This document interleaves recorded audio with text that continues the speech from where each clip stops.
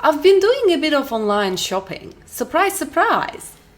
As part of this, I've been struggling to figure out what I should stock up on before the next COVID variant hits.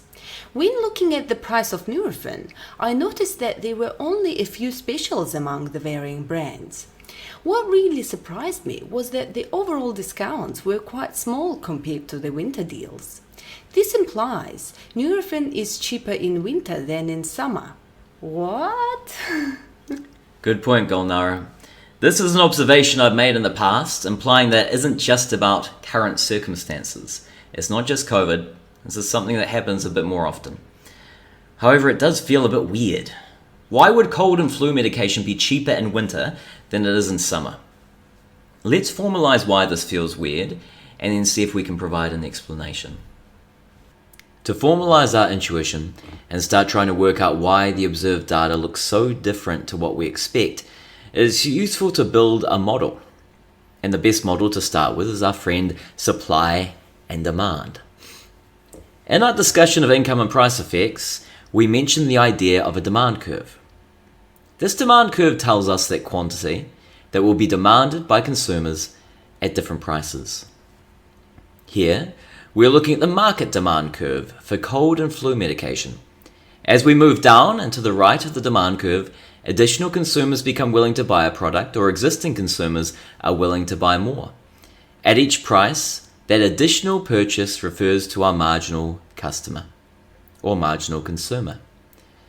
Start with the situation where no provider of cold and flu medication is large enough to influence the price with its decision to produce. In that case, we get a market supply curve that represents the marginal cost of production of cold and flu medication across the market. This marginal cost is shown as increasing in the quantity supplied. Why is that? Well, the more that is sold, the more storage and shelf space is required. The more need there may be for staff to work overtime, and the more risk there is that the machines creating and packing the medication will break down. The more scalable the process is, the flatter this curve is likely to be. But the limitations of storage and shelf space, what are called capacity constraints, point to an increasing opportunity cost from selling more, which makes this type of curve believable for the industry we're considering. As it's a competitive market, the price is set where marginal cost equals the price the marginal customer is willing to pay, which is where the supply and demand curves intersect. Even if competition breaks down somewhat, i.e. there's monopoly or monopolistic competition, the argument given here still holds for thinking about price determination, so it's not too extreme in an assumption. Cool. So what? Well, we want to think about what summer and winter are in the supply and demand context.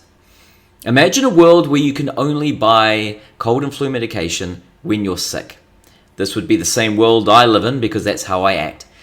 I tend to only get cold and flu medication when I get a cold or flu, and that happens more in winter than in summer.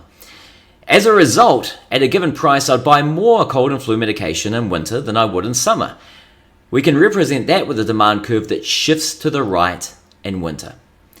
The names for this are high demand, the curve that's to the right, and low demand, the curve that's to the left. And we call them high demand and low demand states. Winter is the high demand state, and summer is the low demand state. A high demand state leads to the demand curve shifting right, as for a given price, the quantity demanded is higher. Now here the new market price, once we've shifted to this high demand state, will be higher due to this demand curve shifting right and moving up our supply curve, which is upward sloping. So the price goes up. This matches our intuition, but doesn't match the data we were just talking about. Golnara, what's going on? Good question, Matt. To my mind, there are 6 different arguments against this logic. Let me tell you about 5 of them and save the last one as a treat for later. Firstly, COVID has changed things, and so even though it is summer, perhaps it's a high demand time. Secondly, perhaps cold and flu medication is a durable good, so prices do not change much over this year as lower prices eat into future demand. Thirdly, we may have confused average and marginal benefit in this discussion. It may be that the willingness to pay of the marginal consumer is higher in summer than in winter, perhaps because the weather is better, so people want to push away the symptoms in order to enjoy the outdoors. More broadly, summertime customers may be less sensitive to price than winter customers. Fourth, and related to the third, as demand for medication is higher in winter, supermarkets may use it as a loss leader to attract customers to buy other products. And finally, such products are produced at scale, and so the average cost of production is higher during summer. Each of these 5 arguments are good, but have a fatal flaw. The first of these arguments may be true of this year, but as this is an observation Matt's been repeatedly making over his long life, I don't think it quite covers this. The second argument would make sense if the price never changes, and the ticket price itself is fixed for these products, so that sounds good. However, it appears that the discount price is lower in winter than in summer. The third argument is neat, and when combined with imperfect competition, it's very compelling. But from personal introspection, I don't know if I'm convinced. Irrespective of the weather, I have a given sickness threshold where I will have medication. This may be part of the pricing behavior, but we are going to move on and look for something else for now. The fourth argument is quite attractive in some sense, but there is something unintuitive about imagining supermarkets cutting prices when demand for things are high in order to try to sell other products. There needs to be something else here, either about the elasticity of demand, as discussed above, the cross-elasticity of demand, or with regards to competition, as we will touch on below. The final argument sounds compelling. However, the focus on average cost is misleading. The costs of scale are fixed costs that must be met irrespective of the amount produced, and as a result, it is the marginal cost in the short term, which will either be flat or rising with output, that should determine price. Moving away from pure Econ 101, we might also note that there isn't necessarily a competitive provision of cold and flu medication in New Zealand. We only have 2 supermarket chains which face weak competition from pharmacies for these products due to halo effects. Halo effects are the idea that if a firm is offering one product people are willing to buy, then people will be more willing to buy other products there, either due to decreased costs of searching as these things are all in one place, or because people trust this business to provide a good quality product. Supermarkets bundle a lot of goods and services together, and so these halo effects are important for understanding the pricing behavior of these types of firms. Furthermore, we can look further up the supply chain in New Zealand to see if there are a limited number of cold and flu medication brands on the market, and there are. As a result, even if supermarkets were competitive, there may be market power in the provision of these products to supermarkets, which would lead to changes in the final price to consumers, and similarly, anti-competitive looking behavior. Green and Porter 1984 indicates what we might intuitively expect when an oligopoly exists in such a market. If the firms in the industry follow their own incentives to maximize profit, they will compete and drive down the price, leading to all of the firms achieving lower profits. This is a traditional prisoner's dilemma. Here, if the firms cooperated or colluded to act like a monopoly, they would all be better off. But each individual firm has an incentive to defect or cheat by turning around and competing. They do this by cutting price and increasing quantity. Now they have the incentive to do that whether other firms are colluding or not. As a result, if the firms could collude to keep prices higher and act like a monopoly, they could all be better off, since a monopoly sets prices in the market at the point that maximizes the amount of profit in that industry. The tension here is the fact that individual firms have this incentive to undercut their competitor. At this lower price, they're stealing customers from their competitor, which is a spillover or some form of externality. And they're increasing their own profits, but at the cost of the profits of their competitor.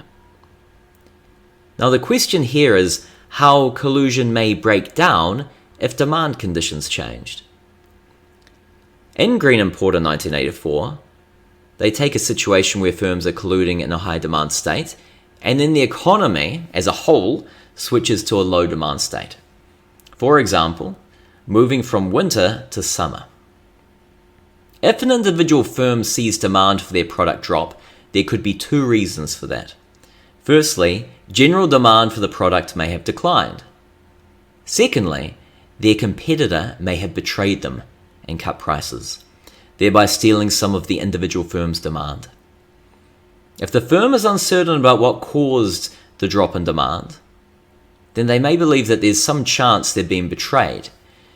In order to signal that they will punish firms that renege on collusive agreements, our firm will have an incentive to cut price to show that they mean business. The willingness to increasingly compete in low demand states is needed to ensure that collusion is maintained in high demand states by showing to everyone else in the market that they're serious about punishing firms that defect. That's how collusion is maintained. So here our intuition in this model is that cold and flu medication prices should fall in summer and rise in winter. They collude in winter and collusion breaks down in summer. This is consistent with our logic above, but again is the opposite of our data, the opposite of what we're trying to explain. So again, Gulnara, can you help me out here? What exactly is going on? This brings us to our sixth argument, tacit collusion and the temptation to cut prices. Winter and summer are known quantities. We have them in our calendar, and although we don't know the weather perfectly, we have a good idea of what we will be doing during both.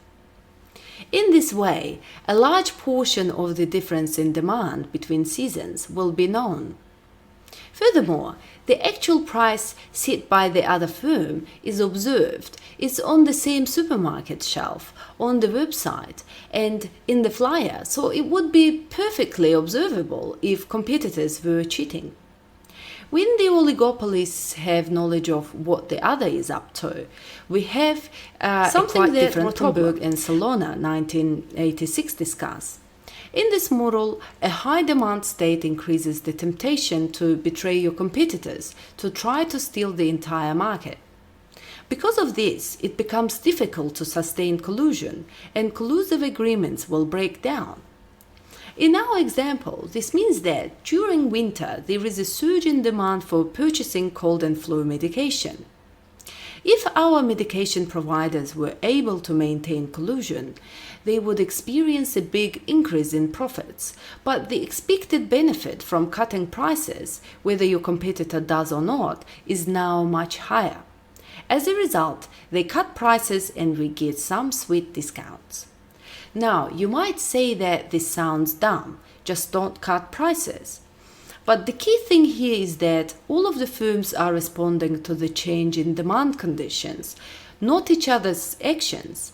If one firm doesn't cut prices, it is attractive for the other firm to cut prices. If their firm did cut prices, it is still the best response of other firms to cut their prices. Cutting prices is a dominant strategy. In the oligopolistic settings, all firms have this incentive when colluding. However, it is how the benefit to defecting compares to the benefit of maintaining collusion when a high demand state occurs that drives the result. Essentially, the arrival of the high demand state has increased the benefit to defecting while keeping the benefit of maintaining collusion, which are expected future profits, unchanged. Although this sounds like a good explanation, it has one issue. The high demand state is supposed to be unanticipated, as demand is modeled as a stochastic process. However, winter and summer are known. Why does this matter?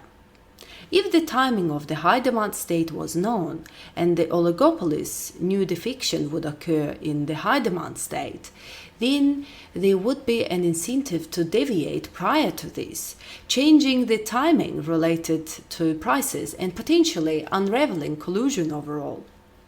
To rescue this model, we would need to ask if there is some uncertainty about demand, and there is. The cold and flu season starts, ends, and peaks at different dates each year. Here, medication sellers will know when the high demand state has started, but there is some uncertainty about when it will start before the fact.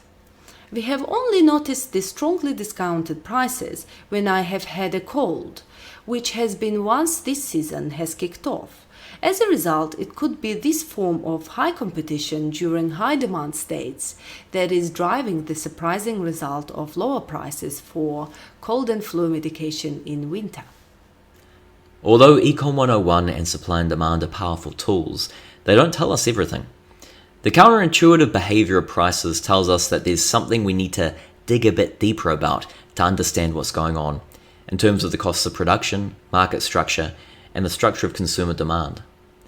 Contrary to a lot of what you read on the internet, supply and demand are useful and extremely powerful, but we need to be honest that circumstances can be complex.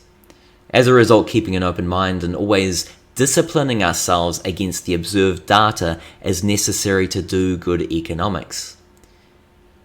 If you want to build a model and you want to use it, always make sure you know what you would measure and what you're going to test. If you're interested in thinking a bit more about what's going on, I've done a bit of a quick Google and I've found some interesting links. I'll pop them down below. Furthermore, we've got a few blog posts that Gulnara and myself have worked on in the past that chat about similar ideas, including with our favorite toilet paper, so feel free to give them a click as well. Thank you all. I'll catch you again next time.